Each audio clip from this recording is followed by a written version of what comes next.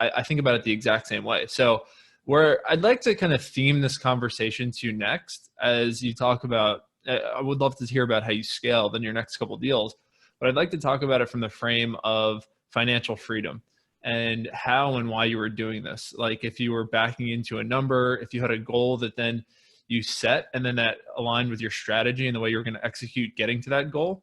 Could you just talk about if you had a financial freedom number and how that affected your strategy of acquiring these properties, and what happened after that first deal?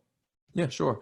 So initially going into it, let's talk a little bit about the scaling part, right? So I understood it was a great deal. I understood that again, going back to the economics and, inflation and, investing your money and building something, I understood that real estate was it. I know I wanted to be in there. So initially I got my first property, a two-family here in Boston, with a FHA loan.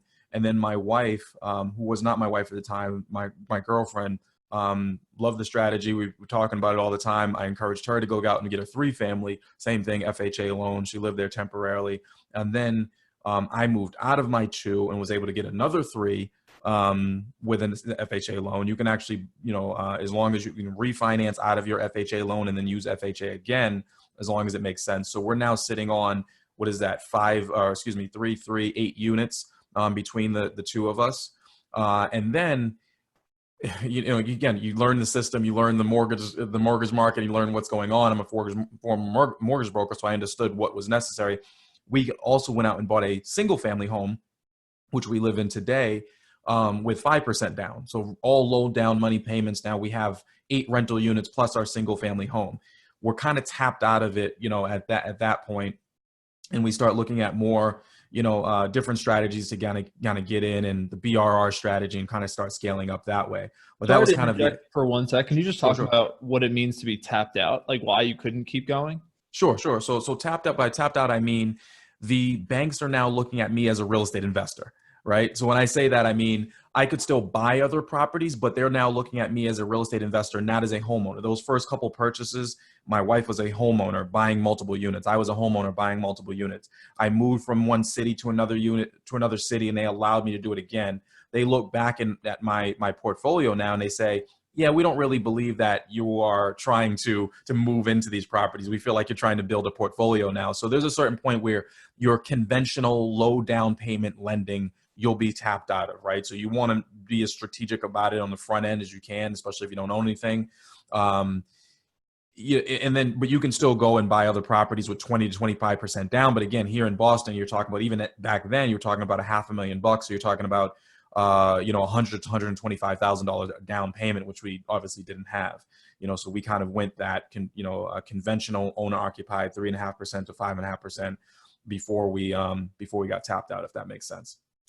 But in terms of scaling up, I fully admit that when I first got in, it was just about getting rich. It was about just making money and cash flow and just buying property and, taking control. But there was really no focus in mind. I think I would say maybe 6 or 7 years ago, I really kind of sat down and thought about where I was going and what we wanted to do and what was the end game. And my wife and I sat down and we talked about the perfect lifestyle for us. We talked about what things would look like and how much money we needed to make, and 2 cars and a nice house, and kids paying for their dental care and private school, whatever it may be. We wrote down a bunch of other things and we came up with a number. And I'll share that number with you. And roughly, based on our lifestyle and here in the Northeast, and things are, pretty expensive here, and not everybody will have the same number, but our number was roughly $250,000 a year in passive cash flow. And if we achieved that, and technically, really the number was roughly $200,000 a year, but we shot for $250,000 just because sometimes you have vacancies and pandemics and everything else that we didn't want to disturb our lifestyle. So we're shooting for $250,000, and then we just broke the numbers down, and we basically said, well, if we can achieve, let's call it $1,000 per building, right? If it's 2-family or 3,000, or 2-family or 3-family, and we're pulling $1,000 per month out of that building, well, 20 buildings puts us at $20,000 a month times 12 months is roughly $240,000 a year, right? Just short of our 250. So I think we needed 21 buildings achieving that average number of about $1,000 a month. And that's what we did. And that's what we're still, short of that path right now, but that's what we're shooting for. And that's that financial freedom number that, we hope to hit in the next few years. Awesome. Great answer. And I think more people could benefit from having that mindset to know where they're going. For a while, I was doing the same thing, just taking tons of action. I didn't really have a goal. I just I knew the actions were right, but then when I had a North Star, they became so much more controlled and condensed. So Right.